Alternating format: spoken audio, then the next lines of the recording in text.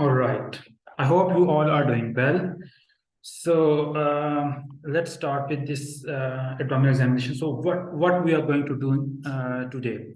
So it's the two important examinations. One is abdominal and other is testicular examinations. So among 16 stations, one of them would be the examination, the combined station. Usually they come with the history taking part. So I believe that you are well aware of the history taking part, and Dr. Hamid has taken class of the history taking, and you all know how to take history. Today, we will be more focusing on how to do the examination and how to manage time while taking history and doing examination. So today there are four abdominal examination scenarios, including bloating, which is ovarian CA. It's most common. It usually comes every week. And other three are abdominal distension with liver cirrhosis. It's less common. And then UTIB, urinary retention. This scenario, this comes with catheterization as well.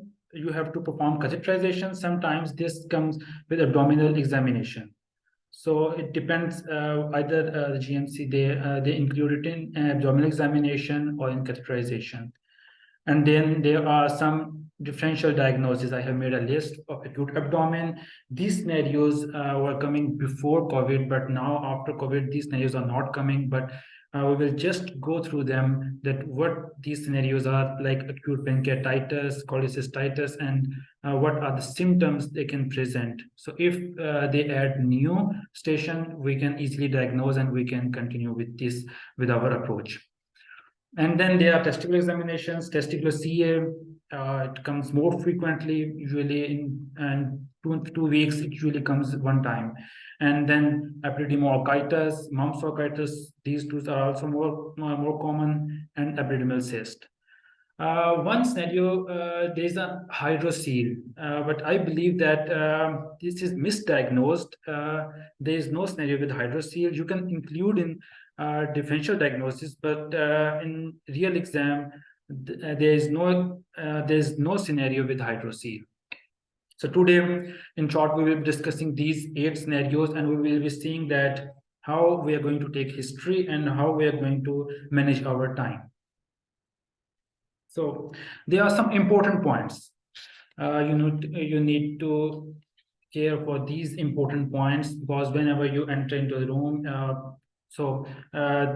you have good 90 seconds outside the room. You are reading the scenario and you have understood your task. Now you're going to enter into the room.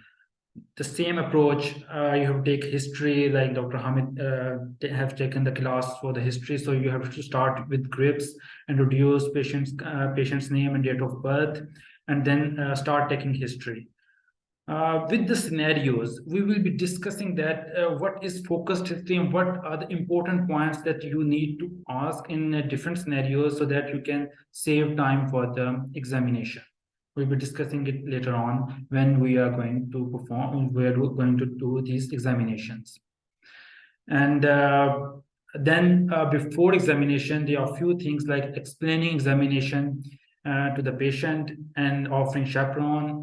Whenever you are going to perform intimate examination, then you have to offer chaperone and then take consent. I have just highlighted this focused examination. Why? Because this is a combined station, and we have to do focused examination.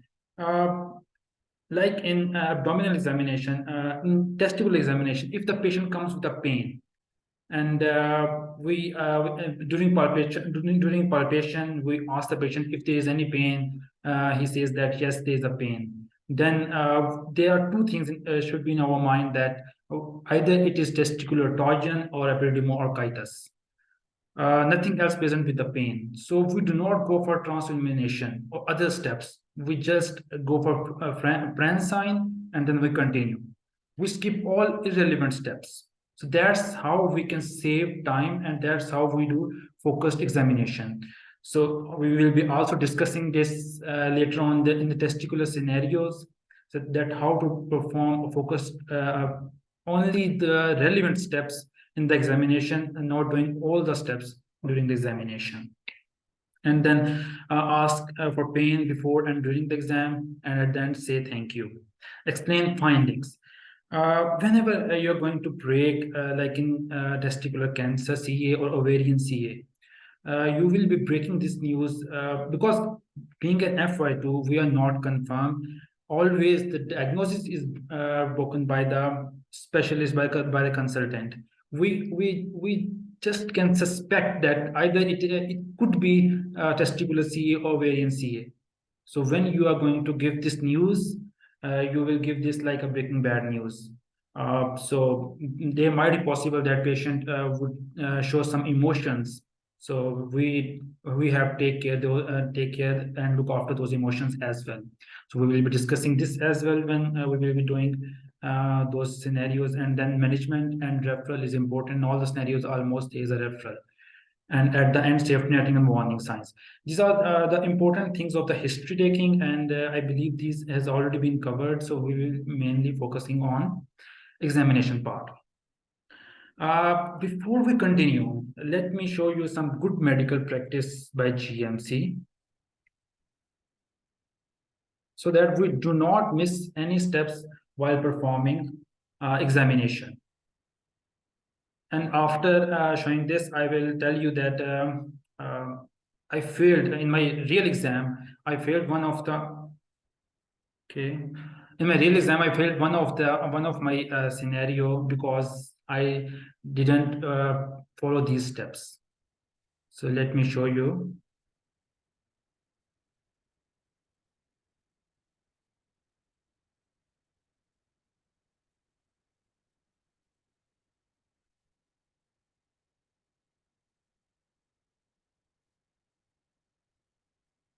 Okay, until it opens, we let's discuss about what are good medical practices in during examinations. During examinations, you have to explain the patient that what you are going to do. There is and explain in patient-friendly words, take consent, and whenever you're going to touch or perform any step, just warn the patient. Yes.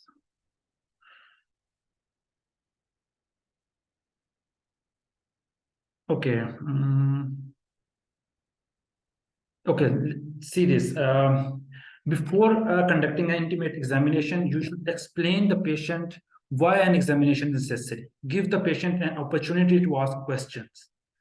So whenever you're going to examine you're going for testicular examination or abdominal examination, just explain briefly that I am going to examine. Okay.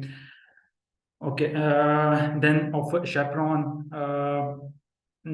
Just explain it in clear words, and then take patient's permission. The consent is important. You're going to touch your, I'm going to touch your private parts. So will that be fine if I continue?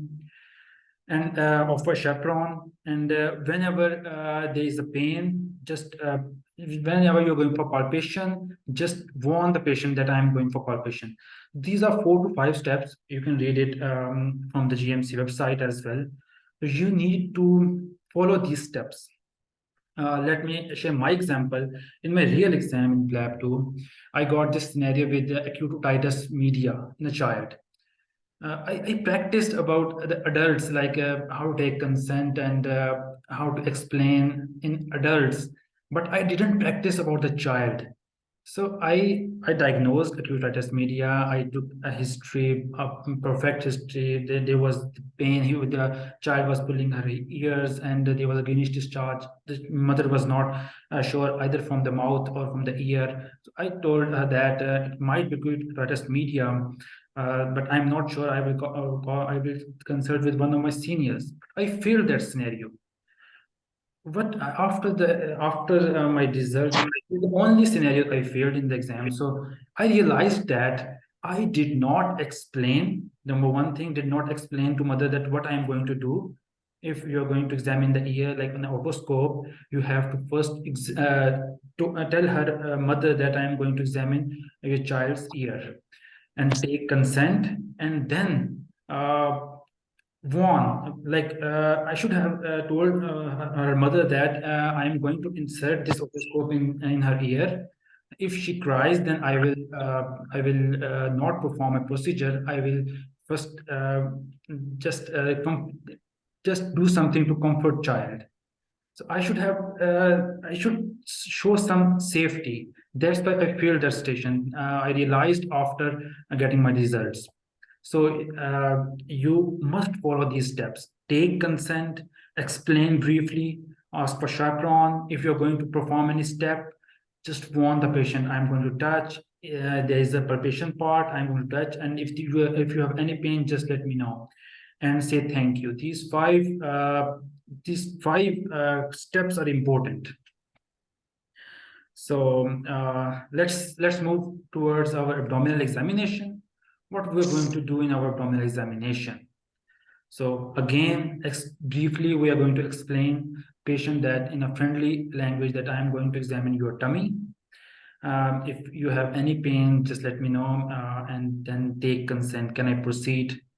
And then there's an exposure part. In exposure, you do not expose, you tell the patient to undress yourself. But in real exam, there will be a mannequin. So what you have to do is that just say these lines, please undress yourself, or then go to the mannequin and then undress it. Then you have to do it by yourself because patient will not stand up from his or her chair. You have to do it by yourself.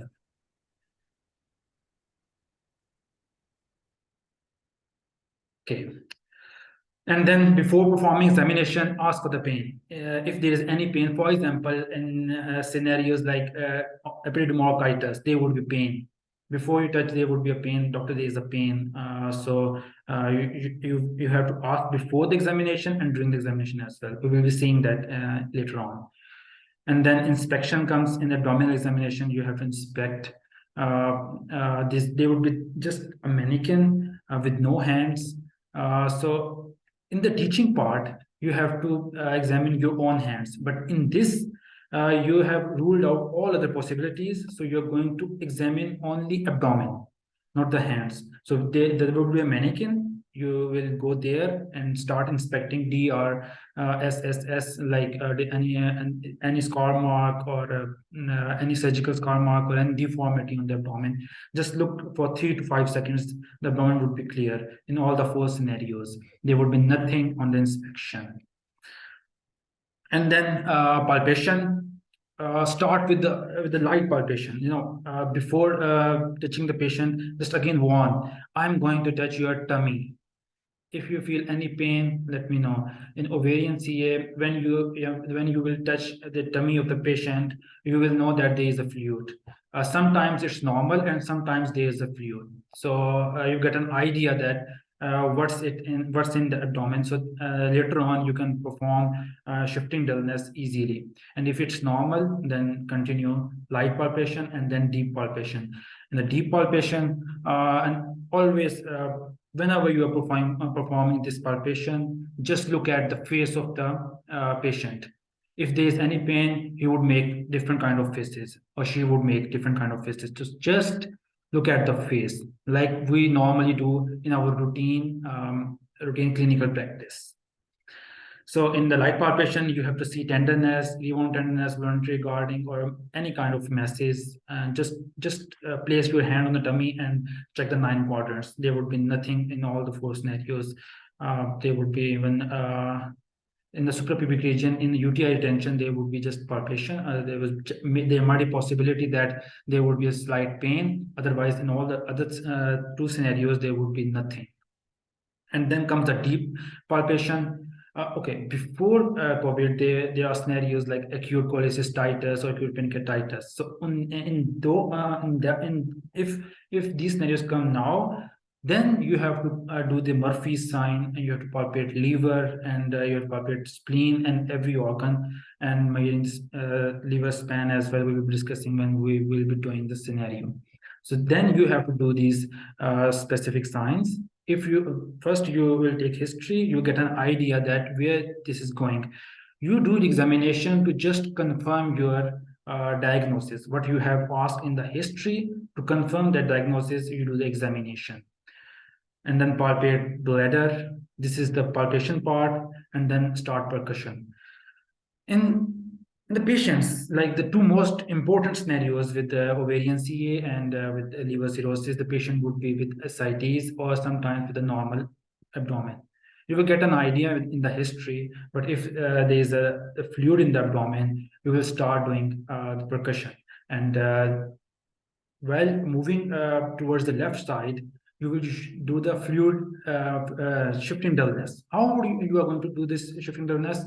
You start just below the sternum and start percussing till the umbilicus, and then move towards left side like we do in normal practice, and then just say or verbalize a patient that, would you please turn a little bit right side, turn towards the right side, then lift the mannequin and start percussing after 10 seconds.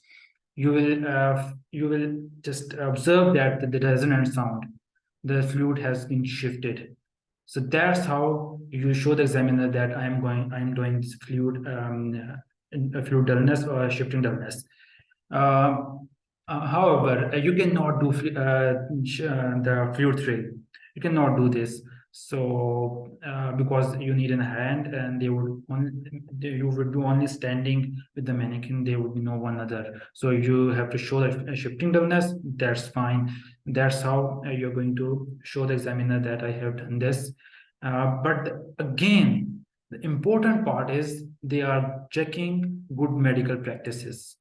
Either you have explained the procedure, you have taken the consent, and you're going towards the right direction, you're following all the steps.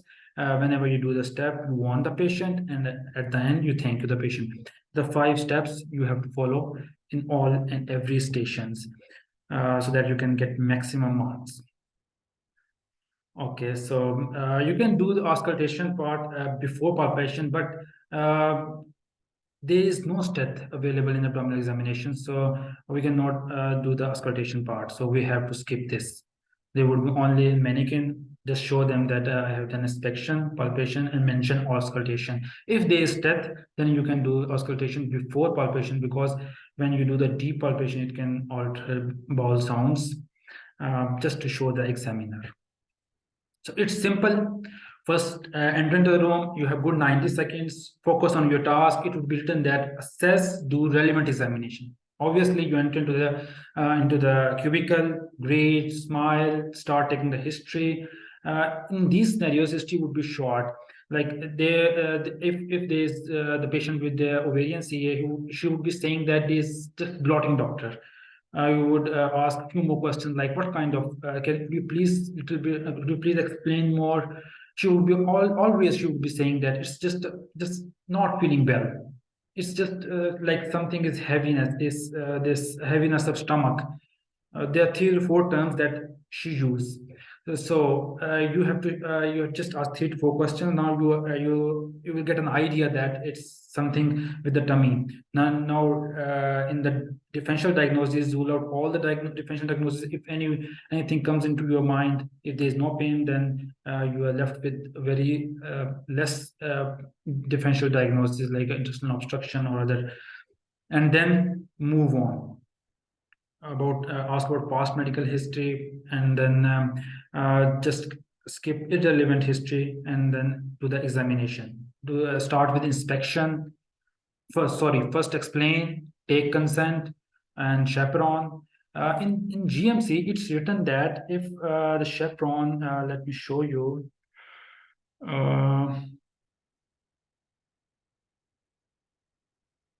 Okay, a chaperone should usually be a health professional. Okay, all right.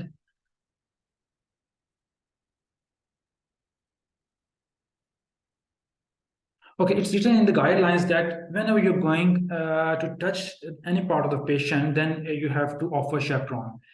You can read these guidelines in your spare time, so you can get an idea that when to offer chaperone and when not to offer. So I believe that in abdominal examination, we're going to touch and we're going to palpate. So we should also offer chaperone in abdominal examination as well. You read these guidelines, and if I'm wrong, so sorry for that. Okay, all right. And then whenever you're going to palpate, ask patient if there is any pain. Look to the face if she's showing any kind of discomfort, and then say thank you. Explain in friendly manner that I just examined your tummy and I have found there is a fluid. So explain in a friendly manner that there are some positive findings. So now what we are going to do now, I am suspecting this and this, and then the management part. So this was a simple overview what we are going to do today. Let's start with our first scenario. It's abdominal bloating with ovarian cancer.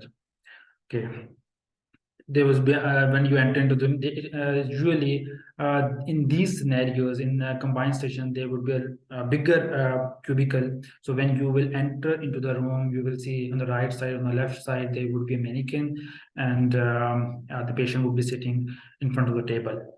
Okay, I have seen candidates who have missed the examination part. Why they don't look around into the room, especially in acute otitis media with a child. I have seen patient. I have just asked a number of candidates, and they were saying that they did not see the mannequin. So whenever you're going to remember two things, it would be a bigger cubicle, and there would be the cloth on the mannequin. It would be covered. So that, and the third thing is in your task, it would be written that perform relevant examination. But the three things that would be indicating that it is an examination scenario. So you must be vigilant and just focus on your task and perform relevant examination. And don't take too long history. I have seen candidates as well. This is one of the common mistakes people do. They start taking long history, and during the 8 minutes, they do not complete their task. They miss this examination part. Again, if you are in your real exam, if you have taken a longer history and you do not have time to examine the patient, just verbalize these steps. Just explain that I'm going to examine your tummy. That will involve touching. Can I proceed? If you feel any pain, just let me know. Just show that I am a safe doctor in last 1 minute if you have time. But we will be discussing that how we can save time for abdominal examination. So you are FY2 in GP, okay? Who you are FY2. And where in GP general practice. You can ask number of questions there. It's not an emergency.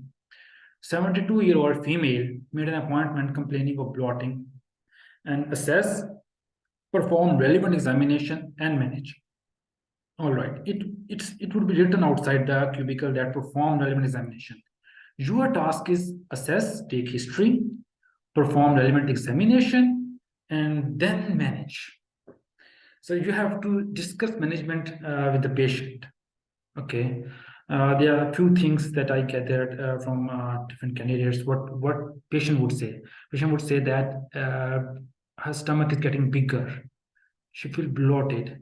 Past 3 to 4 months. Open bowels 3 to 4 times per week. No diarrhea. Lost some weight and lightheadedness. And family history. Mother had breast cancer. Breast cancer is usually associated with ovarian cancer.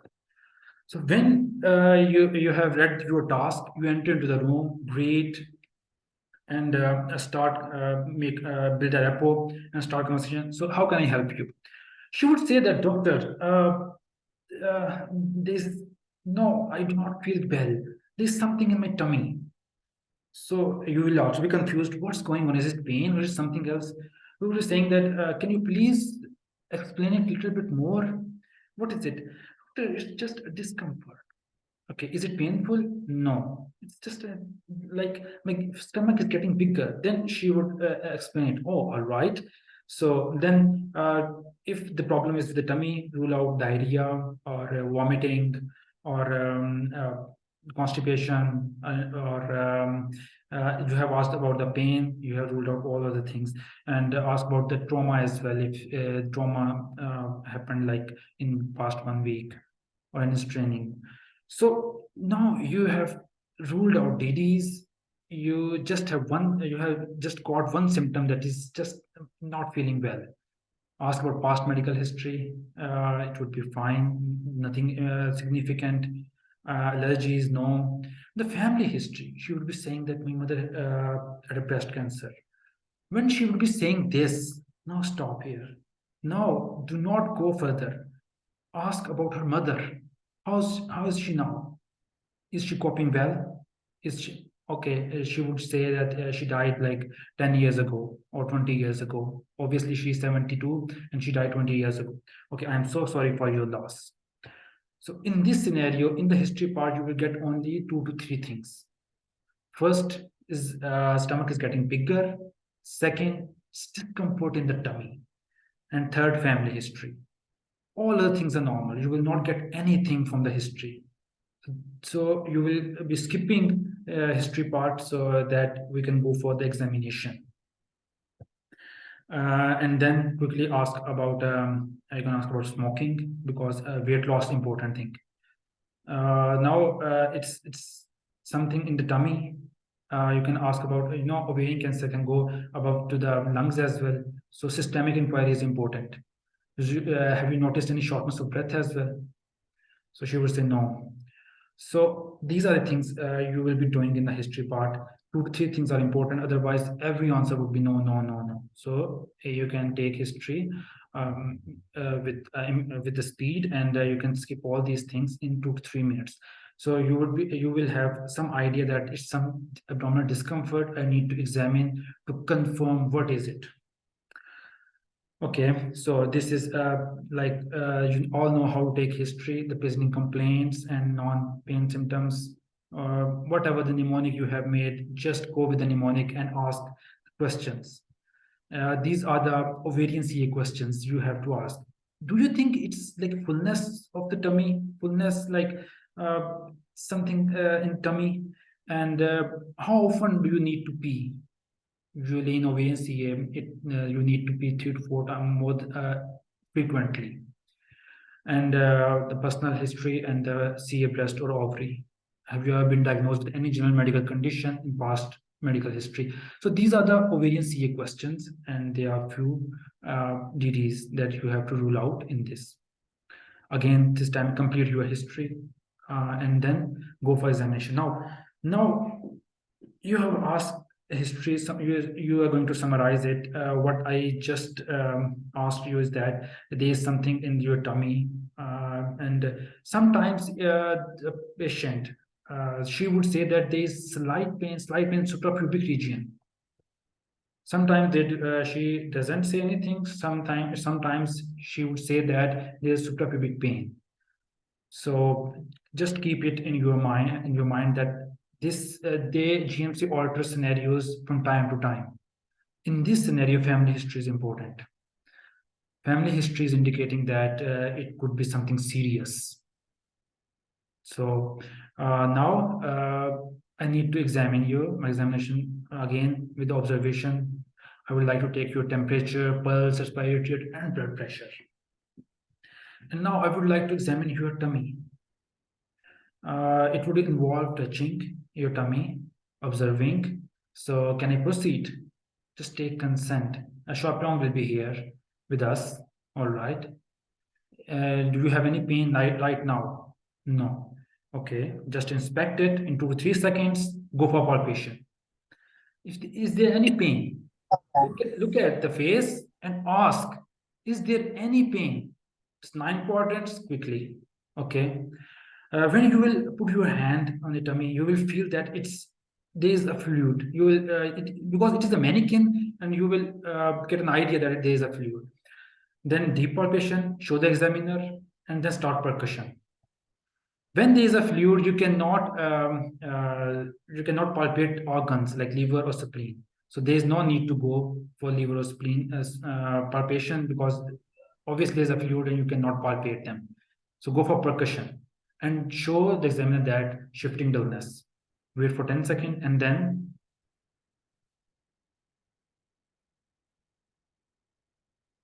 look at the patient.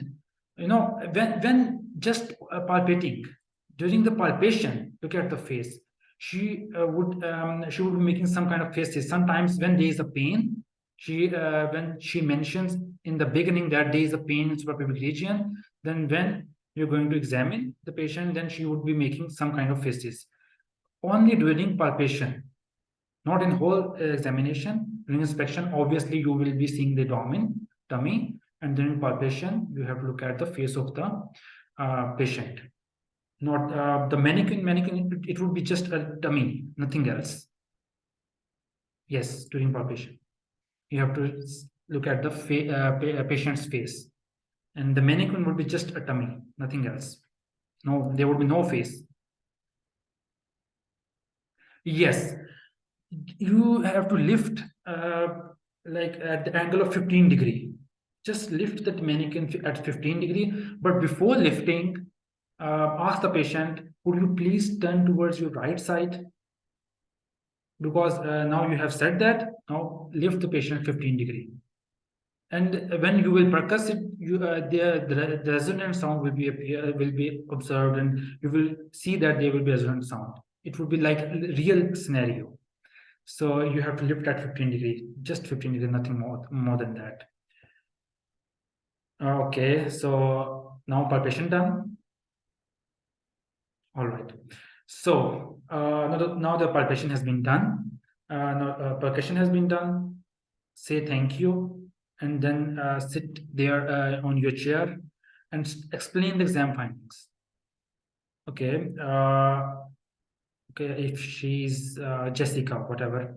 I have just examined your tummy, and I have observed that there is a fluid in your tummy, in the tummy. So, and your history also suggests that you had a family history of breast cancer. So at this point, I do not have a good news for you. It might be something serious. Because you now you are not sure, you are FY2, only consultant breaks that it is cancer, but we need to investigate further, either it is cancer or not. And this is one thing. Second thing is you are going to refer. Whenever you are going to refer, you need to give a proper reason. If you do not tell the patient that I am suspecting that it could be a cancer, then how you are going to refer? Patient would ask, doctor, if everything is normal, why are you referring me?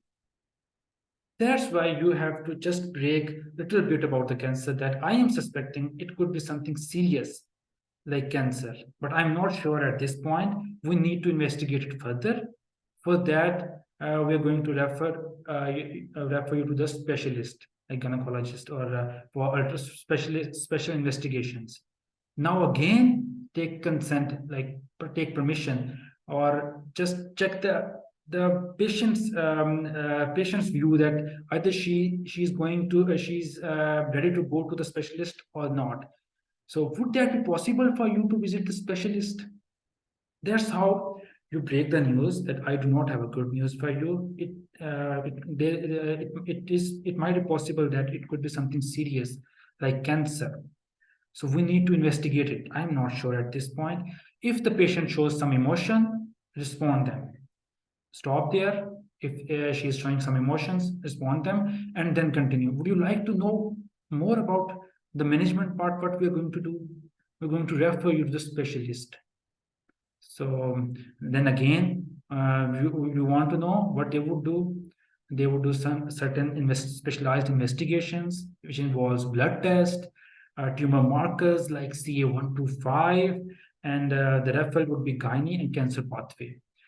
Usually, if the patient doesn't have any warning sign, or he or she doesn't showing emergency, then there's the cancer pathway is for 14 days.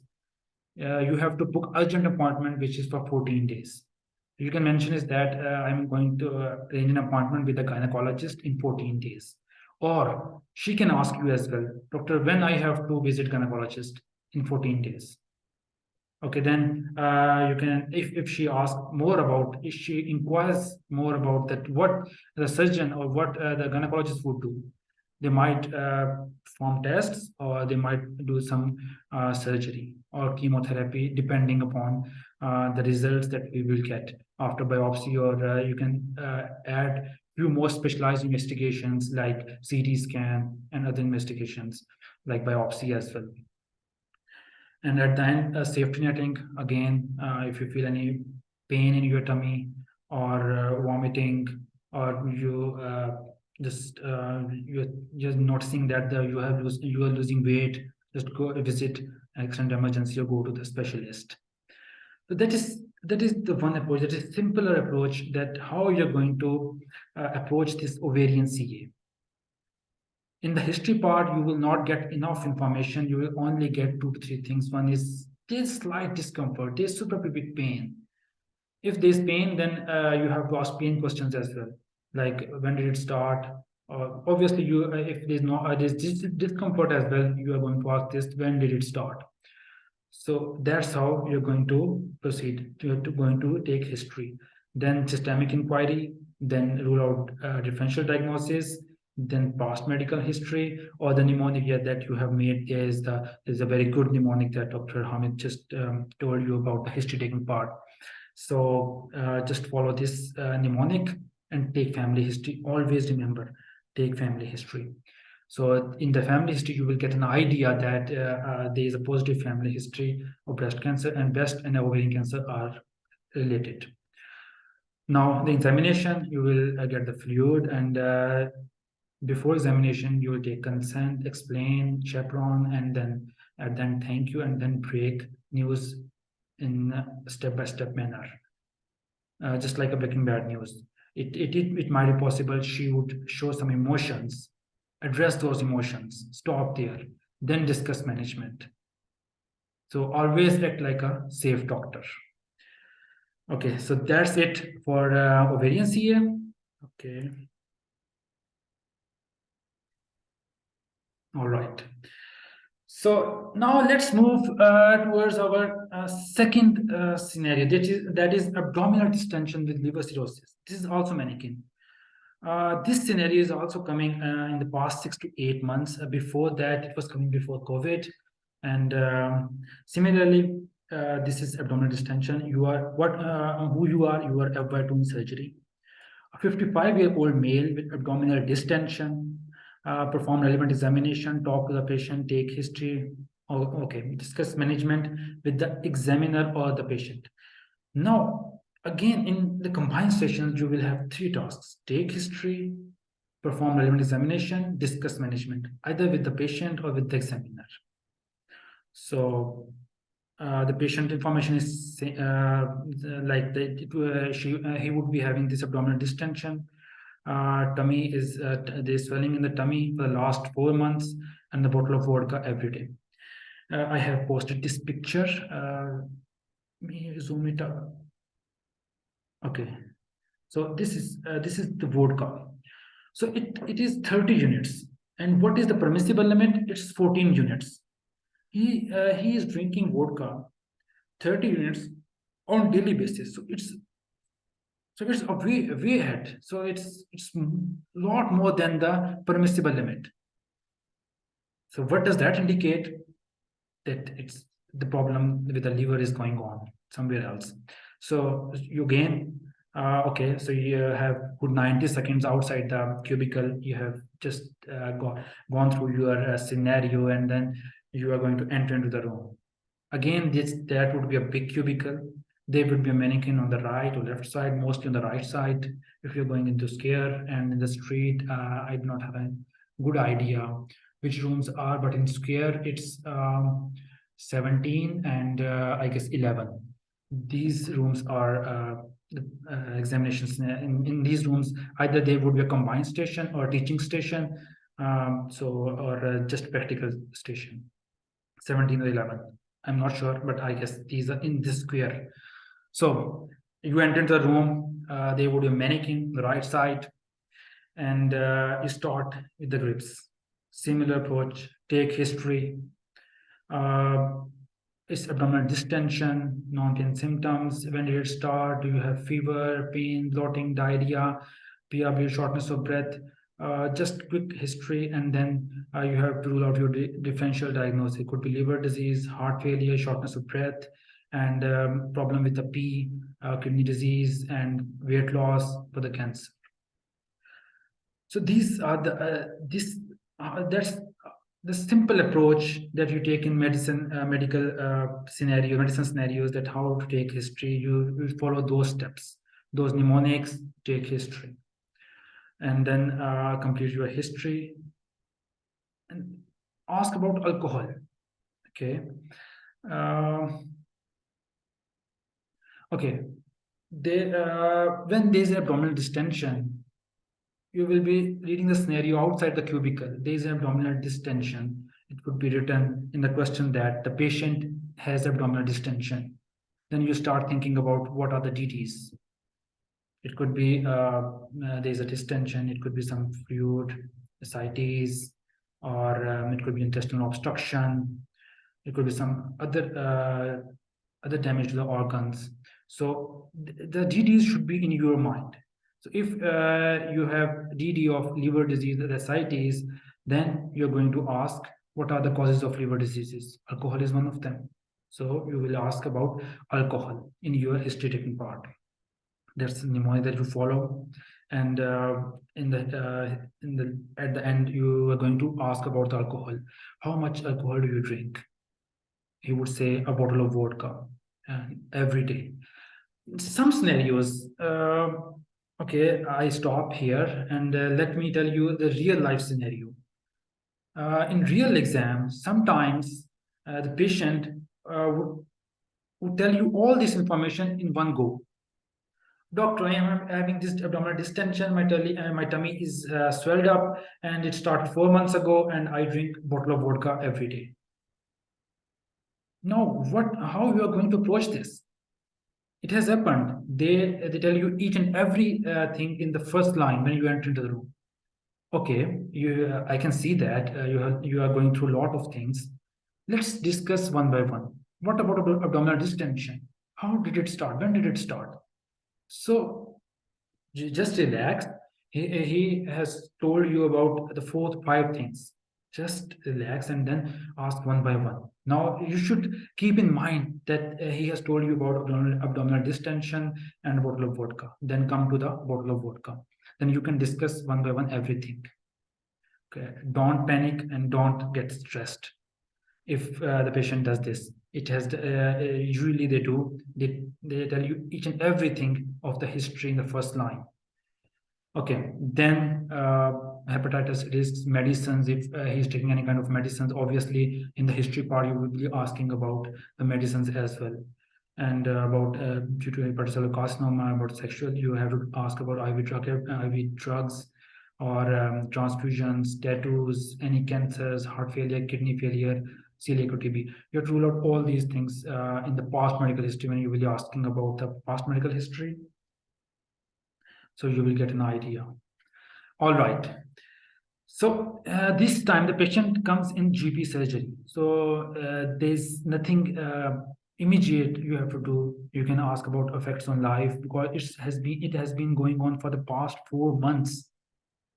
So it is necessary that you ask about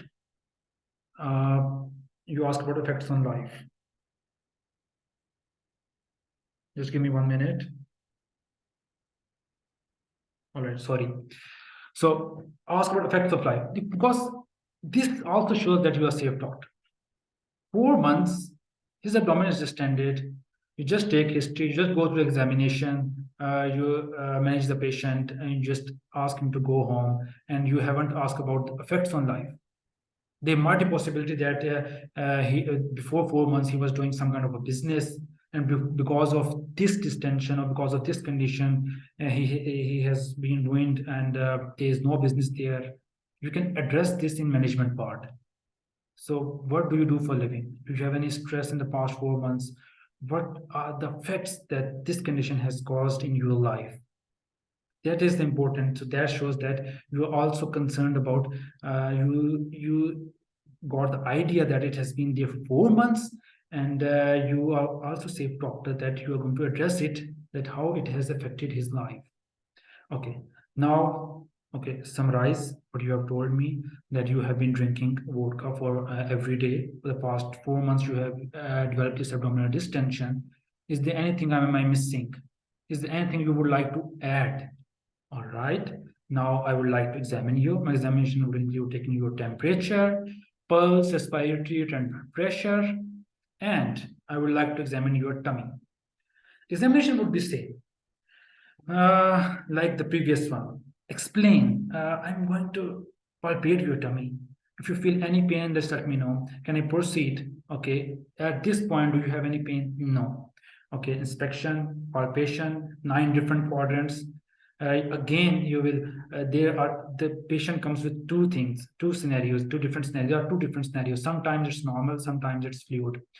But I believe that there would be a fluid. You will get an idea when you will go for deep palpation. There will be a fluid. You will if you get a chance to do practice on the mannequin, you will get an idea that how a fluid in the mannequin looks like observed, how is it observed, and how a normal mannequin looks like. So better to get hands-on practice on the mannequin before going for real exam. You will get an idea that how the fluid in the tummy or abdomen looks like. So if there's a fluid, you have to do shifting dullness. All right. Explain exam findings. Similarly, I just examined your tummy, and there's a fluid in your tummy, and I believe that I have just asked a number of questions, and I believe that alcohol is one of the cause. We need to now. Okay, doctor. Obviously he would not show any kind of emotions, but we need to go for further investigations to diagnose if something serious is going on or not. So would it be possible to go for these investigations? What are those investigations, doctor? These are inflammatory markers, LFTs, proteins, clotting factors, albumin, glucose, hepatitis screen, important thing, because liver is involved. So we have to rule out all the DDs, ultrasound of the liver, and abdominal X-ray, and the cytic fluid analysis. So just discuss about if he wants to know more about the management. Okay, give management in step by step. Like, do not repeat all these things. Just go with the first. Go for the investigations. Then, am I clear? Do you have any questions until now? Ask the understanding. Are you getting me? Don't tell each and everything in a single sentence. Or if you think that patient is not cooperating, you can ask the patient, would you like to know more about your management? Would you like to know more about what we are going to do, how we are going to diagnose it further? So you can ask the patient if he wants to know or not. Sometimes they would say that, doctor, I don't want to know. So just stop there. So there are a few things that you need to look after, that if you develop any fever, or there's a problem with the pee, or you do not pass stools for 3 to 4 days, or there's pain develops in your pain, just go visit accident emergency, safety net. If there's shortness of blood develops, the patient can go towards heart failure as well, the safety net. If he wants to know, then give all the information that we are going to do this diuretic water tablet, and there might be possibility we will be needing some blood and FFPs. So this is our second scenario. Both the scenarios would come with abdominal distension, or there would be fluid, or there is a possibility that it would be a normal mannequin, or there would be a fluid. So how you are going to differentiate is differentiate on the basis of your history. Positive family history is the one thing, and vodka or the alcohol for the everyday is another thing. These are two indicators that you are going to. These are the good indicators that you're going to diagnose what you're going to do now. And always, when you are standing outside the cubicle, look at your task. Is it written that do perform relevant examination? Yes, perform it. All right.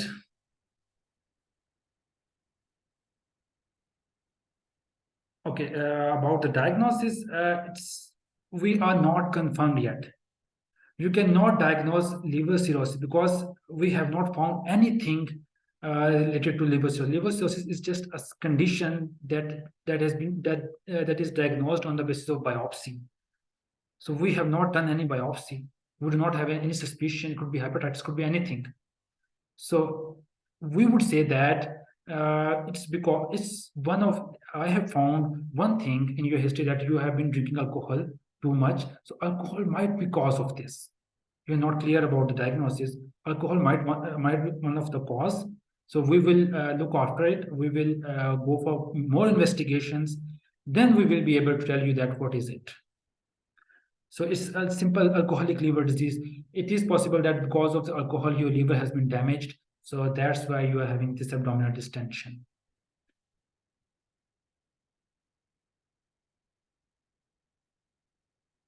Okay. Actually, in the real exam, there is no stethoscope. So you cannot auscultate. So if there's a stethoscope, then you cannot hear bowel sounds, because these are just mannequin, you cannot hear them. So you just if there's a stethoscope, just place it there for 3 to 5 seconds. Just show the examiner that I'm checking. Obviously, they know that there are no bowel sounds. If there are bowel sounds, then we look for 1 or 2 minutes. But if there are no bowel sounds, then why we are doing auscultation? Nothing. We have just show that if there's a stethoscope, then 3 to 5 seconds, then go on. But in real exam, there will be no stethoscope in the examination. You will be fine. There will be only mannequin, and remember, it will be covered, and ask the patient to uncover.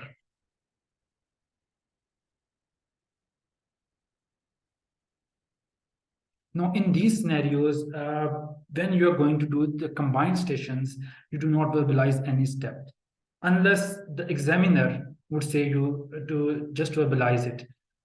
If he doesn't say, he or she doesn't say anything to verbalize, then you do not verbalize. If there is no step, you do not have to perform or verbalize anything about auscultation, because it is understood that you're not going to perform auscultate. You are not going to auscultate. All right.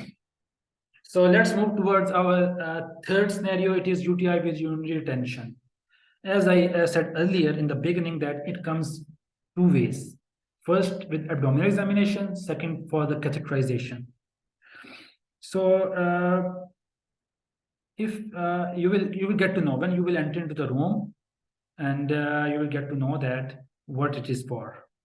Usually the patient in which you have to perform catheterization, he is in pain. He would be just sitting, leaning forward. There would be hand on his tummy, and he would be just crying with the pain.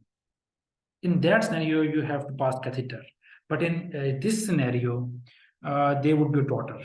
Daughter would say, you will be talking to the daughter. Daughter would say that my dad has been confused. So in that scenario, there would be a abdominal examination, and you are again, okay, what is your scenario? You are standing outside. You are FY2 in ER. 84-year-old male has been brought by the daughter with a confusion. Take history from the daughter. Exam, discuss management with the daughter. Okay.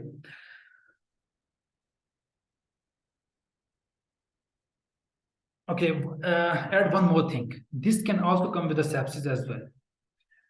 When you will examine the tummy, when you will examine the abdomen, he is confused.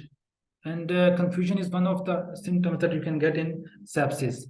So when you will be going for the abdominal examination, you will see that there's the bag, urinary bag is already there. If there's a urinary bag, then you can think about sepsis as well. But we will be discussing that scenario in some other day. Today, we are just sticking to the abdominal examination. Okay, so what daughter would say when you would inquire about her dad's condition? She would say that dad was confused since the morning and was fine yesterday. These are the questions you would be asking. That when did it develop? What was he doing? And is he dependent, or who else lives with him? Remember, 84 years old male, you have to rule out other possibilities, like who else lives in your house? Is he independent? or is he able to mobilize around in your house? So you have to ask these questions. There might be possibility that he is bedridden. Then you will think about the catheter, and you will go for sepsis as well. Okay. Okay, lives alone, has osteoarthritis, PCM, prostate problems, had frequency. Doctors said he did not anything. Okay, all right. So this is the history when you will ask about the condition, the confusion, and about the past medical history, past medicines, allergies, and the prostate problem. So when she will mention that my dad was diagnosed with some prostate problems, dig out further. What did the doctor say? And did he or she prescribe any kind of medicines? Just take out more that what has already been what doctor told, that she would be saying all these things, that there's no need for the medicines, and go on. Okay, again, you have taken the history, enter into the room, have smile, confident, build rapport, and asked about the dad's condition from plotter. Okay, these are some differential diagnoses that you have to rule out. Infections, ask about fever, about pain, medicines, trauma, and hypoglycemia, severe dementia. Just rule out all these things in your history, and then move on. Remember, he's confused. So now he's 84 years old. Social history is important. H for housing. Who else lives in your house? I for independency. Does he independent in doing day-to-day works? And mobility. Do you think that he had problems in mobility, and his problems in doing daily routine works? So ask this social, and who else lives in your house? Like he lives he lives alone. That's how you will get an idea that how you're going to address. So in the later stage, in the management part, you will be discussing about occupational health and other things as well. So now, after taking a good history, now you're going for examination. Okay, so you have summarized each and every step with an examination. Observations, temperature, pulse, respiratory, and blood pressure, and then again abdominal. Follow those steps: inspection, palpation, percussion. And when you're going to palpate abdomen, ask his dad. They would be, if there's any pain, just let me know. There are two things. One is that the examiner, when you will be palpating, examiner would say there is a pain, something, or the patient, the doctor would say, doctor, he's having pain. So you have to look after this test, that who is having pain and when he's having pain. Okay, and then you will mention about prostate. You do not have to perform prostate. They will give you some prostate findings on the paper. Now, during palpation, you have palpated bladder, it's palpable, and prostate is enlarged, and there's a prostate problems going on for the past 6 months, and he's not taking any kind of medicines. So now he's having waterworks infection, which is secondary to the obstruction or retention of the urine, and it is because of the enlarged prostate. And this infection can cause confusion. What you are going to do now? Now, she would say that, doctor, what you are going to do now?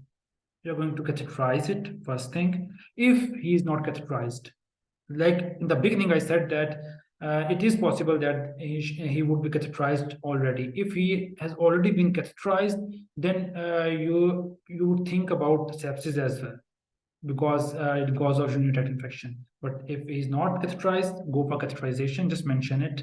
You do not have to catheterize it. If there's an abdominal examination, then you don't have to catheterize it. Just mention bloods, dipstick, fluids, and admit under urology. Okay, we will give some medicines. If those medicine doesn't work, then we will consider surgery. So this is the management part. Okay, catheterize, some blood investigations like baseline bloods, urine dipstick for infection, and antibiotics for the infection and giving some fluids as well, and then admit under urology. Okay, and initially, if it doesn't work, consider surgery and CFT netting at the end. So this is our UTI urinary retention. These are the three scenarios with abdominal examination coming nowadays. Let's see other scenarios. Acute cholecystitis. This scenario came before COVID. In this scenario, there's Murphy's sign is positive. You will be doing this Murphy's sign, and the patient would say, the doctor, is a pain. Okay, there's a pain. Okay, it's cholecystitis, and the history part, he would be following the acute cholecystitis history. Then biliary colic, acute appendicitis. I have written these just the history parts of these scenarios if this scenario comes in your real exam. But nowadays these are not coming. Acute pancreatitis. Remember, acute pancreatitis is coming in prescription part. I hope Dr. Adil has just done with the prescription, and this scenario is coming with in the prescription. Acute diverticulitis and intestinal obstruction. Just go through these history parts. If these come again, then you can diagnose these easily. And again, in all these scenarios, you have to do abdominal examination. Okay, that's all with our abdominal examination. There are the three common abdominal examination: ovarian CA, and the second one is abdominal distension due to liver cirrhosis or due to alcoholic liver disease, and number 3 is UTI due to urinary retention. And there are a few more, but these are not coming nowadays. All right, that's great. Now we move for testicular examination. Okay, again, it's the simple examination approach is simple. Briefly explain what you are going to do now. I'm going to examine your private parts. It should not be painful. If you feel any pain, just let me know during the examination. And in my examination will include touching your private parts, but chaperone will be here. So can I proceed? Can I continue? All right, doctor. Yes. I need an exposure below the waist. Could you please undress yourself? All right, go to the mannequin, undress. And then position, you can mention that initially I will be doing in the standing position, and later on I will be doing in laying position. And remember, in the real exam, the mannequin would be standing. So you will be doing in a standing position only. You do not touch the mannequin and put the mannequin in the laying position. No, just the mannequins would be in a standing position. Just do it. Inspection again, check for discharge, any scar mark or any swelling or any abnormality you find. Ask for cuff and pulp. Could you please cuff? Check for hernias and palpations, superficial for tenderness, deep for spermatic cord epididymitis.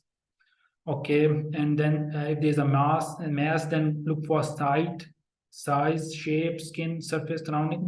This is important. Why? Because in testicular CA, one of the testes, like the left side testis, it would be enlarged, and in cyst, you can feel that the testis is separate, but there's a small cyst above the testis. And do not confuse with the epididymus. Epididymus, you can also feel epididymus over the testis. When you will be doing in the mannequin, you will get an idea that what is epididymus, what is cyst, and what is CA, testicular CA. Okay, tumors are non-tender. That is one indication. We will be discussing about how to differentiate between epididymo-orchitis and the tumors and the cysts in later on. Okay, fluctuating, if cyst or hydrocele, you will be performing transillumination test as well to differentiate the cyst and hydrocele from testicular CA. Soft cyst form tumor cannot get above the lump. Its hernia cannot get above the lump, any lump in testis. Okay, it's attached to the testis. It's tumor. Okay, in the real exam, in the PLAB to exam in GMC, only left side, testicle would be enlarged, and because they do not have right side testicular CA, they would be on the left side testicular CA. And then epididymal cyst that would be not attached. That would you will feel there's a round, there's something round above the testis, and there's transformation test. Okay. Then there are few signs that are needed to rule out testicular torsion and epididymo-orchitis. That is called Brand sign. We will be performing these signs in epididymo-orchitis. There are two scenarios with orchitis. One is Mumps orchitis, and second is epididymo-orchitis, secondary to the cause of STIs, sexually transmitted infections. So we will be seeing those scenarios later on. And then, okay, that's you will lift the testes. If the pain gets better, it's epididymo-orchitis, and if it gets worse, it might be a torsion. And then there's a hydrocele. There's no scenario with the hydrocele, but just remember that in scrotum, you can see the pictures on the Google that the scrotum would be enlarged. Deep ring occlusion test. You do not have to do this test in examination because there is no scenario with the hernia. I guess yes, there is no scenario with the hernia, so you do not have to do this test. You can mention it. Okay. Lump in the testis. Let's move towards our first scenario. It's lump in the testis, testicular CA. That scenario is coming more frequently. I guess I sent some of the scenarios 2 to 3 days ago. There was this scenario as well. So this scenario is very important. So who you are FI2, where you are in GP surgery. All right. Mr. James Atkinson, 23-year-old male. No, young, he's young. Yes. Urgent appointment this morning. Take a focused history, perform relevant examination, and discuss management with the patient. Again, 3 things. Focused history, perform relevant examination, and discuss management. Patient. Okay, so this is the information of the patient. Patient noticed a swelling while showering. Okay, so okay, there's a break for 5 minutes because the azan is going on. So we'll be back after 5 minutes. I'm sorry.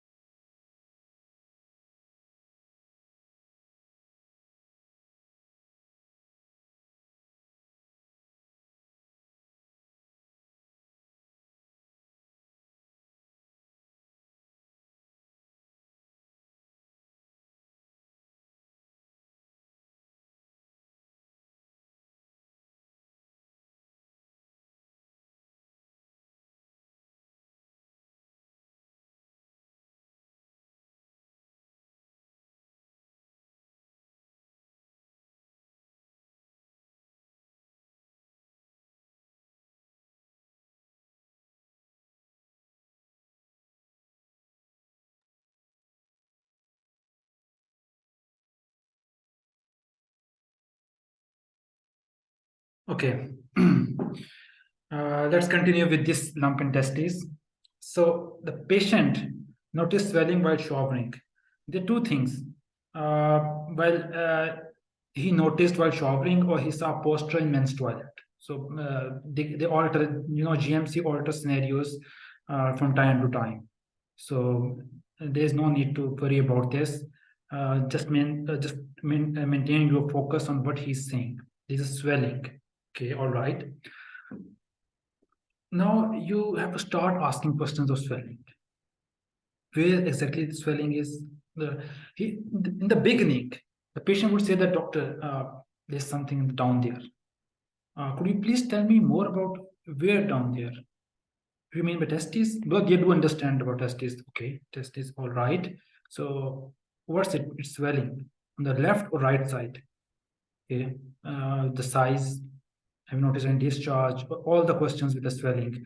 Is it above the testes or below the testes? Okay, is it? Can you differentiate, or it is above the skin or not? So ask about all the questions of swelling.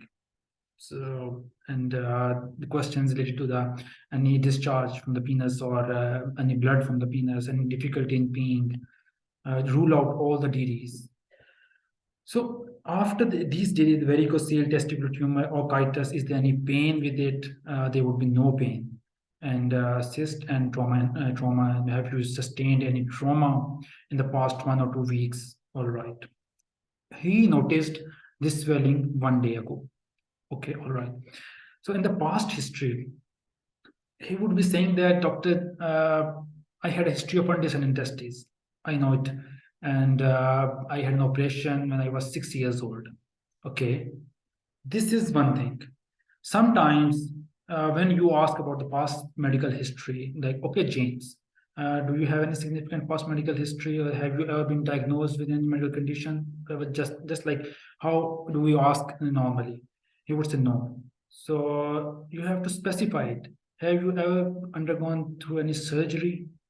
When you would specify, then he would say that, yeah, doctor, when I was 6 years old, I had surgery for these undescended testes. Okay, this is one thing. In the whole scenario, there would be a swelling, undescended testes, and about the family history, he would say that his brother is having this testicular cancer and he's doing fine. He would say that either he's dead or he's fine, depending on situation. Just if he's dead, just console it. I'm so sorry for your loss, or anyone. Could be any other family member as well. So they are in this scenario, you will get only two things. One is swelling, undescended testes, and testicular cancer. Now he noticed this swelling 1 day ago. Now there's no need to ask about symptoms, effects of life, effects on life, or those questions with like smoking or diet. There's no need to ask such kind of questions. You will be wasting your time. Then you will ask for this no, there's no need to ask this effects on life. Okay, complete your history just quickly. Just ask about past medical history, allergies and medications, family history, and just summarize it, what you have, what he has just told you, and then go for the examination. Okay, I would like to examine your temperature, pulse, respiratory, and blood pressure. And I would like to examine your testicular and abdominal examination. By that, I mean that I would be examining your private parts, and it will involve touching, and a chaperone will be here. Can I proceed? Can I continue? All right, doctor. Okay. Can you please undress yourself? You have taken the consent. You have offered chaperone. You have explained it in simple words that what you are going to do. Okay. And just stand up and go to the mannequin, undress mannequin. Observe 3 to 5 seconds, and then start checking temperature. When you start checking temperature, ask if there's any pain. He would say no pain. Okay. Now you are getting one thing is that it's not orchitis. If there is orchitis, he would say, doctor, there is a pain. We will be doing this scenario later on about the orchitis, how to differentiate it. Okay, there's only swelling and there's no pain. Check the temperature, it's fine. There's no elevation of temperature. Okay, then you start with palpation. I will show you the video about the testicular palpation at the end of this lecture, this class. Then you can get an idea how to palpate both testes one by one. When you are going to examine your palpating testes, you will get an idea. You should be clear that the left testis is enlarged, like it would be double or triple in size from the right one. And they have only left in GMC exam, it comes in the left side, on the left side. So you will get an idea that it's the testis that is swelled up. It's not a cyst. Cyst would be above the testis. So when if you have a chance to examine on the mannequin, then just do it, and you will get an idea that how a testicular cancer looks like and how how to differentiate them on the palpation. Okay, so now you have palpated. There is no pain. Okay, all right. If there is no pain, there is no need to do Brand sign. Okay, skip this step. This step. And then if they sometimes they put a torch there, sometimes they do not put torch. If there is no torch, then there is no need to perform translumination test. If there's a torch, then you have to perform a translumination test to differentiate cyst from the testicular CA. If there's a torch, then you have to perform it. Then in the video, it is clear that how to perform translumination test. You will get an idea that how to perform this. Okay. Now you have examined. Say thank you. Cover yourself. We will be discussing about the findings in a while. Sit down. Okay, I just examined you, and I have found you're right. There is a mass, and this is a mass on the left side. And at this point, I'm not sure, but your history, past medical history about understanding testes and about family history, these both are significant, and they are indicating that there might be something serious going on. We need to investigate it. Now, the patient would ask you, doctor, what do you mean by serious? You have to say that it could be something serious like testicular cancer, or as simple as cyst. I'm not sure, just confused. When you will say this, the patient would look down. He would show some emotions. Now you have to address those emotions. Just stay quiet for 3 to 5 seconds. And if he looks upward towards your eyes, just say that I'm sorry. Okay. Then would you like to know how we are going to move forward? We're going to refer you. We're going to run some bloods like AFP, beta ICG tumor markers, urgent ultrasound, and refer to urology urgently. It's usually 14 days time. And further management if lump attached to a testis or orchidectomy. Okay, when you will mention about orchidectomy that if there's a need to we will remove your testes, then he might ask you a question. Will I be able to have children? Then you will give him the option. Yes, there are sperm storage through sperm bank. This option available to discuss about sperm storage. Or in the eyes part, what do you think this swelling is? You just noticed yesterday. In your opinion, what it could be? Doctor, do you think it's cancer? So before, if the patient asks this question before examination, say clearly, I am not sure about this. I need examination. After that, I would be able to say something. If after the examination, then you can say that is one of the possibility because you have positive family history and the history of understanding testes. These are the two risk factors of developing testicular CA. So it alters the answer of the question would be altered. So just keep vigilant and keep just note down that when he asks this question. Okay, at the end, again, leaflets, if in GP surgery, for leaflets and safety netting, always offer leaflets because it has numbers. So it's simple. In the history part, you will get only 2 to 3 things. One is swelling, take the history of swelling, and then rule out the pain as the most important thing. When you're going to rule out the pain, there's no pain, then there are 2 to 3 things. It could be cyst, it could be a testicular CA or hydro-C. Or when you will ask about past history, about the underside testes, about the brother is having testicular CA. Now your mind is clicking that it could be something serious.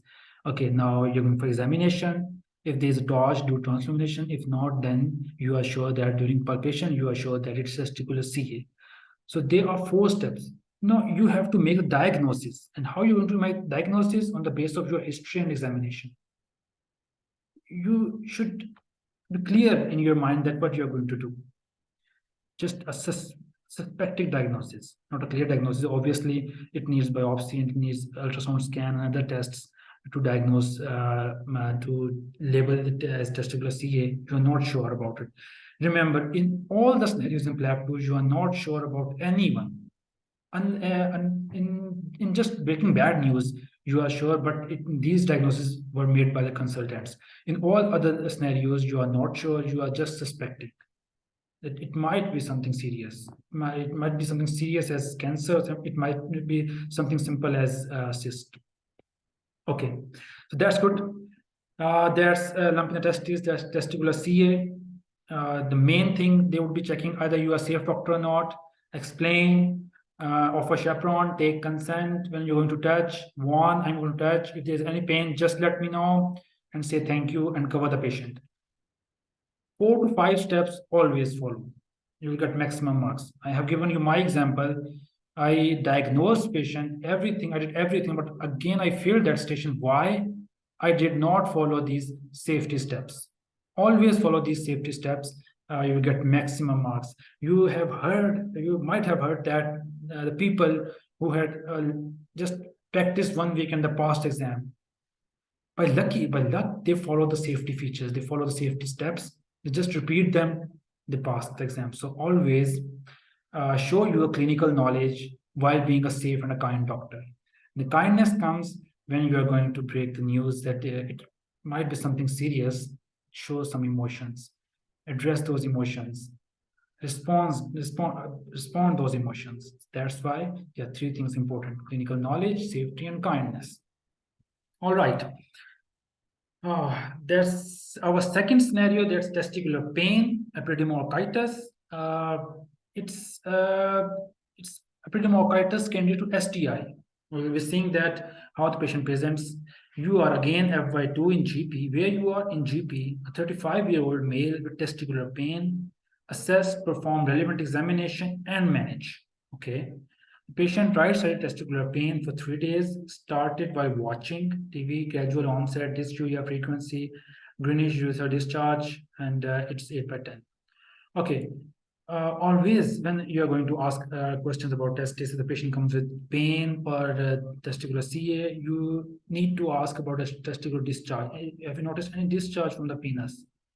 Any blood from the penis? So when you are going to, when you will ask about discharge, it would be greenish.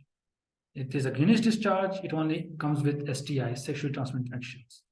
And now, if there's a greenish discharge, it is necessary that you should ask about sexual history as well. Ask about the partner. When did you have sex last time? Did you use protection? Because the reason you have to address this at the end in the management about partner notification program and about testing of other partners if he has done sex with any one of them. So you need to ask this in the history and then manage it. So you will get extra marks. If you do not ask about sexual history, you will miss the management as well. You will lose marks in the history and management as well. Okay, simple again, enter into the room, grips, everything. Go with the, okay, the pain, where is the pain, and when did it start? Is it increasing, decreasing? Can you rate your pain on the scale of 0 to 10? All the pain symptoms. This follow this mnemonic and rule out these DDs. Cohesion, Epididymo-orchitis, UTI, STI, and trauma. These 2 can be ruled out on the basis of examination. And what is this sign that we do to rule out these 2? It's Pran sign. Yes, we do Pran sign to rule out cohesion and Epididymo-orchitis. We'll be doing in the examination part. Okay. So it's you have in the beginning you have asked a number of questions about the past history, and then go for examination. Summarize and examine. Observation: temperature, pulse, respiratory, and blood pressure, and then about go for just explain the patient what you are going to do. Explain about the examination, take consent, offer chaperone, go for the examination. When you will check the temperature, you will just touch the testes. The patient will cry with the pain. Or in the beginning, when you enter into the room, the patient would say that, "Doctor, I'm having pain. Doctor, there is a pain." He would be crying with the pain. If he's crying with the pain in the beginning, you have to address in the beginning that just bear with me a few more seconds. I'm going to ask a few questions so that we can make a diagnosis. And if in the examination he does this, then I'm sorry. Then if there's a pain, there's no need for palpation. If you're going for palpation, you will make things worse. No, jump to the Pranz sign. You cannot do palpation because now there's extensive pain. So jump to the Pranz sign. I'm going to lift your testes. If your pain is relieved, just let me know. You're going to lift it, pain is relieved. It's Epididymo-orchitis.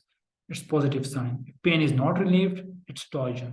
There is no scenario with the torsion. When you will lift, doctor, it's a relief. And when you will leave it, and then again, he would say that, doctor, it's a pain. So in the examination, they would be saying about the Pranz sign.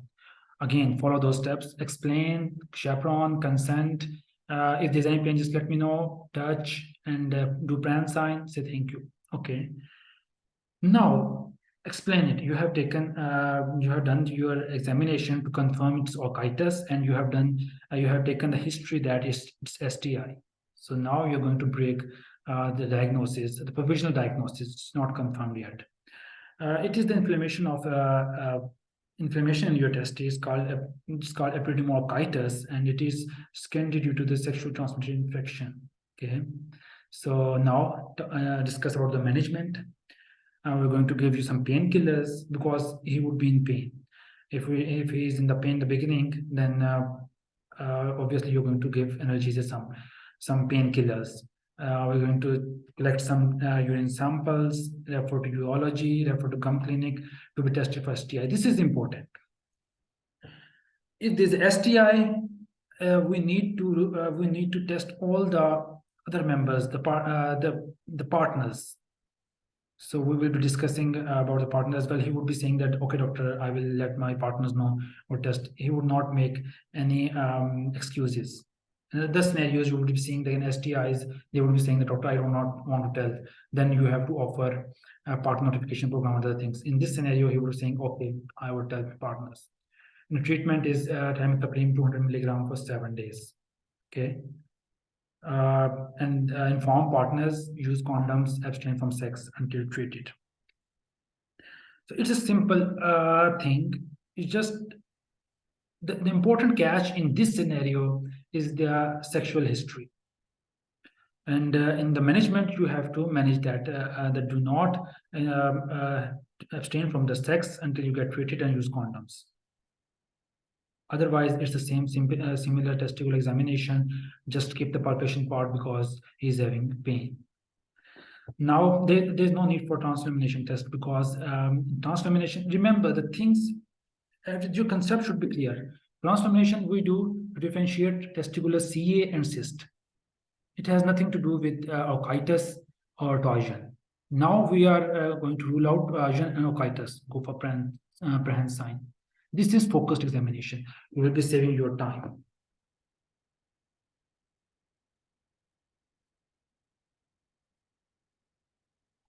Okay, then this is Mumps orchitis. Same patient with a pain, he would be crying. The only difference is that 2 days history of pain, both testes painful and swollen, and 4 to 5 days history of flu-like symptoms. So the cough, runny nose, and swelling in the neck. So it's a mumps. Usually after 1 week or 2 weeks, it's orchitis develops. So it's mumps orchitis. So in the presenting complaints, you will be. It is similar to the previous scenario, but you will not have to ask STI sexual history because in the beginning it would be clear that it's because of the mumps. take the same history, skip the sexual history, and go to the observation. Do this examination. Similarly, go for pre-sign. You have to rule out torsion with orchitis. So do the urine dipstick, it's Mumps orchitis. Management would be different. In that, we give antibiotics because we are sure that it's because of, we are suspecting that it's because of STI. But in this, it's because of mumps. Mumps is a viral disease. So we advise analgesia, bed rest, plenty of fluids, and follow up in a week. All right, and avoid contacts because mumps is can transmit into the women or infants. So avoid contacts. Self-limiting from meningitis. If you develop any pain in your head or the neck stiffness, just go to the accident emergency at once, because the virus can, or you can self-limit about sepsis as well.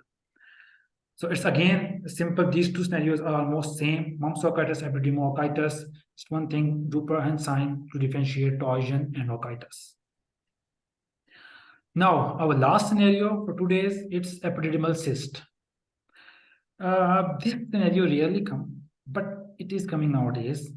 So, to differentiate cyst with testicular CA, you need to have an to have good grip on the examination. So who you are FY2, where you are in GP surgery, 35-year-old male has been appointed, assess relevant examination, manage. Okay, so RTV advert that better to, okay, he would be saying that he saw TV advert and that's why he examined himself, and then he found that lump. History would be same, just similar testicular CA, but there would be no family history, there would be no unsigned testes. Everything would be normal. Everything is normal. There's no need to worry, no pain, nothing else. Okay, there would be little concern in when you are going to ask, what do you think would be the cause of this? What are you expecting from us? It could be cancer, doctor. At this point, I'm not sure to confirm or to get us provisional diagnosis. I need to examine. How does it sound to you? Okay, so now you start the examination. There's a big cyst on the upper pole of the left testis. Palpable separately, there will be no pain. Remember, palpable separately. So that's how you palpate the cyst, and you differentiate testicular CA and cyst. When you will examine, you will get an idea how to differentiate it. Cyst, it's harmless. There's nothing to do. Rarely causes problems, and there is no treatment needed. We do ultrasound scan to rule out anything serious. And I will refer to urology. Obviously, they will do ultrasound scan, and then a safety net. If you have any pain, develop any pain or discomfort, just visit accident emergency. So these are the 4 scenarios of abdominal pain, abdominal examination, and testicular examination. Important thing that need to be remembered is that how to show the examiner that you have sound clinical knowledge while being a safe and a kind doctor. Everyone knows how to perform abdominal examination and testicular examination. They are simple steps. Then how to show a safe doctor. That's the 4 to 5 steps that in the you can read about them in GMC, Good Medical Practices, about explaining in a patient-friendly way, offering chaperone, taking consent, and warning patient when you're going to touch, and asking if there's any pain, and say thank you at the end. So these are things do not forget. And when the patient shows any emotions, show some kindness. If you're making some testicular CA, some news of testicular CA or ovarian CA, the patient might show some emotions. You have to address those emotions. So that's all for today. If you have any questions, you can ask me.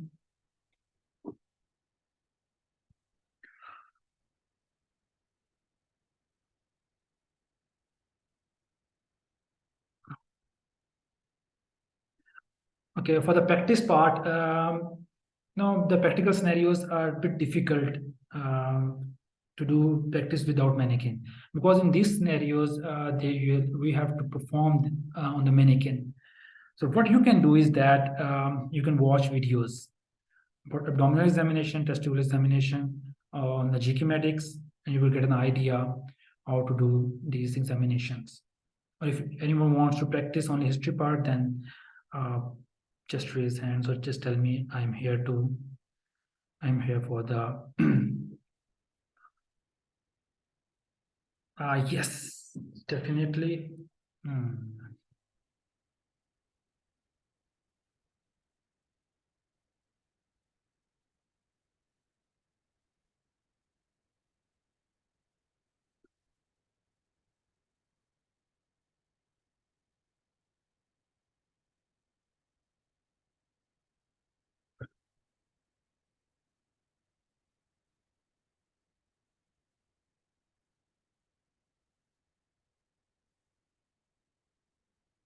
Okay, that's the testicular examination. And remember, it's different from the teaching one.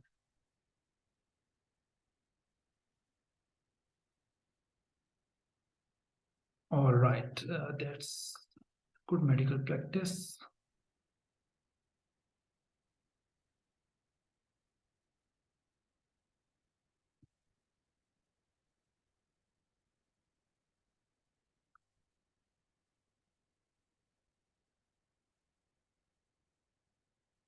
That's the intimate examinations and good medical practice on GMC website. I'm just pasting this link here.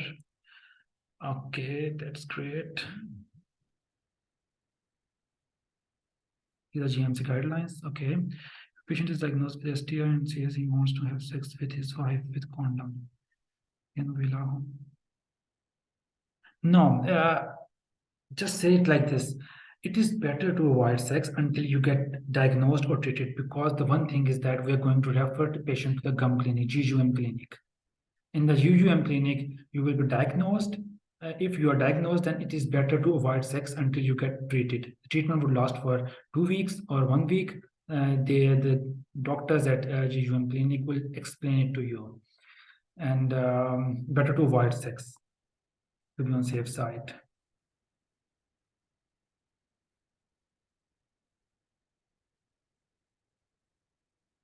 Yes, in the big outside the cubicle, it would be mentioned that the student is here, teach abdominal or teaching a testicular examination. The student is here, and it will be clear outside the cubicle. But in the combined stations, it would be written about like assess, ask, take history, perform relevant examinations, and then discuss management. So in those scenarios, it would be like this. The scenario outside, when you will be standing outside the cubicle, you will get an idea that what it is. Either it is a teaching or a combined. Great. And one is abdominal examination.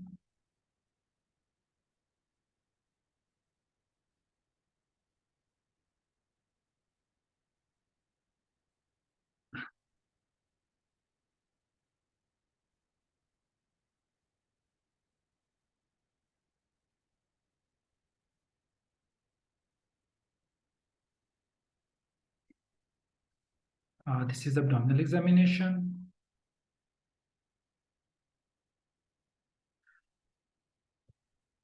And do read about GMC guidelines, because they assess people on those guidelines. They have certain boxes. They tick those boxes if you follow those steps. If you follow being a safe doctor and a kind, to show them that you are safe and a kind doctor, they tick those boxes. I have given you my example that I did very best in acute media. I did everything, but I failed because I was not a safe doctor. I did not mention anything about the examination, that what I am going to do with your kid. So always mention what you're going to do, take consent, and follow the steps of good medical practice. Okay. So if there will be no management, then it would be only history taking section. Yes. Obviously, then it's a history taking section, and when you will mention about the abdominal examination or testicular examination, they would give you some findings on the paper.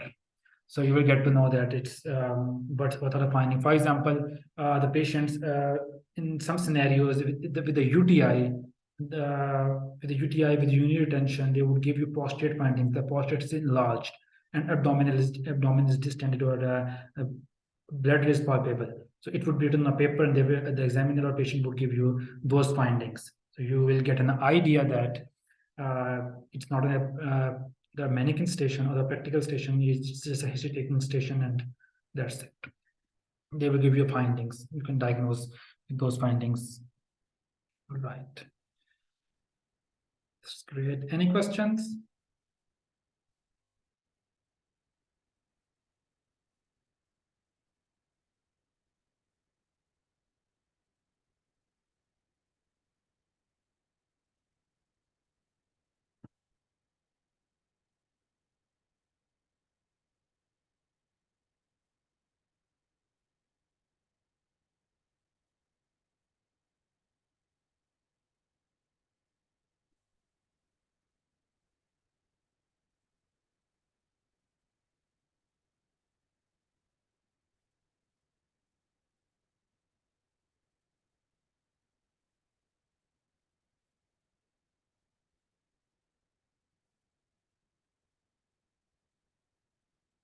Okay, look at this.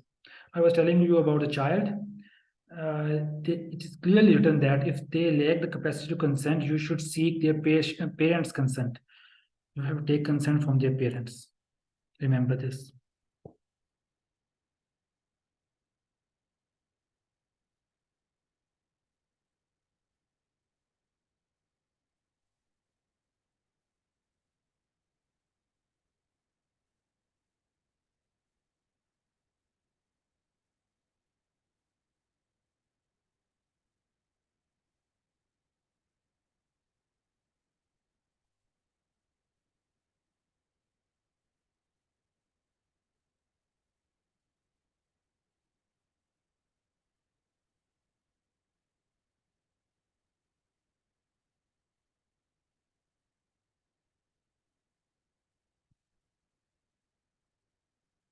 Okay, I was talking about abdominal examination and often chaperones. So this line, read this line, but could also include any examination where it is necessary to touch or even be close to the patient. So you need to offer chaperone. Okay.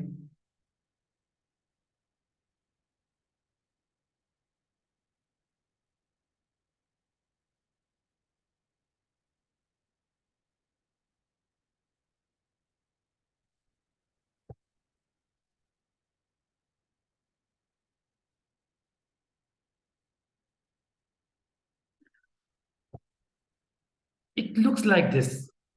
It looks like that you have to perform abdominal examination, and it would take a lot of time. But in reality, when you will enter into the cubicle, you will be performing this abdominal testicular examination. I have mentioned a term, focused examination. Then inspection would take almost 3 to 5 seconds. Palpation would take almost not more than 20 to 30 seconds. And rest, you have to skip those steps. If you have to, for example, let's take testicular examination, and it's the patient is having pain, it's orchitis. How are you going to approach this patient? Like first inspection, 3 to 5 seconds. Then the point you touch the patient, he would be crying with the pain. Okay, you understand? You are not going to palpate. Now, if you're going to palpate, you are going to make things difficult for yourself. So you will skip to the pran sign. You can do pran sign in just 5 to 10 seconds. So hardly it would take, and from well, standing from the chair and going to the mannequin, it would take almost you can say 3 to 5 seconds, and then sitting back, it would take 3 to 5 more seconds. So you can complete your examination in almost 50 to 60 seconds. It won't take more than that. So they have designed, GMs have designed scenarios in a way that they have reduced history taking part. I have just mentioned in every scenario that there are only 3 to 4 things that are that the patient would say to you. There would be no elongated history. There would be nothing about diet, about smoking, about exercise and occupation, all those things. If you ask anything about them, about those things, they would say that, doctor, no. They would respond like this. So there are only 3 to 4 things that are important, and that's how you have to take shorter history, and it takes less time to take a history. And in examination part, you can do easily in 30 or at max 50 to 60 seconds. Because in the teaching, let me recall, the teaching and this is different. In teaching, you have to teach each and every step because you are teaching some student. In this combined stations, you are just differentiating. You are a doctor and you are differentiating. Why we are going to perform testicular examination? If the patient is having pain, why do we do why we have to do transformation test? We do not do. Why should we do? There is no indication. If there's a pain, there might be 2 things, either orchitis or torsion. So to differentiate it, just do hand sign. That's it. You do not have to show palpation, everything, the palpation, transformation, or you do not have to spend half a minute on just inspection, that you are checking any discharge, any scar mark. No, you just have to go there. There is nothing else. Just palpate, pain, Pran sign, that's done. And if there is no pain, palpate. And if there's no pain, then it is obvious that it might be hydrocele, varicocele, testicular CA, or cyst. Now, when you will palpate, you will know that it is either cyst or testicular CA. Then you do transformation if there is a torch. If there is no torch, then you do not do this transformation. You will get an idea from the palpation that it's testicular CA. Be realistic. It's in those nations, they are not checking your steps of performing. They are not counting the numbers of the steps. They just check how real you act in daily routine. So basically, you follow your history, you follow your instinct. Either it is painful or it is not painful. Then you follow those steps. Similar in abdominal examination as well. So that's how you can complete your examination in 50 seconds or less than 1 minute. I hope I'm clear. All right, thank you. Any questions so far?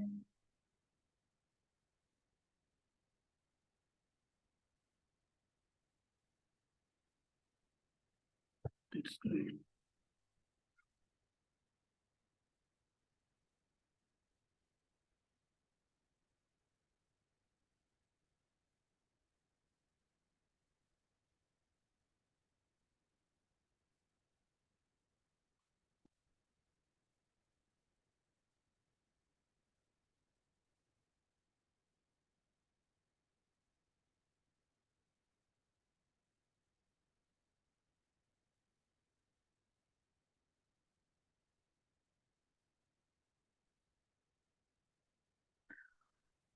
All right then, no questions. So that's the end of today's class. Thank you so much.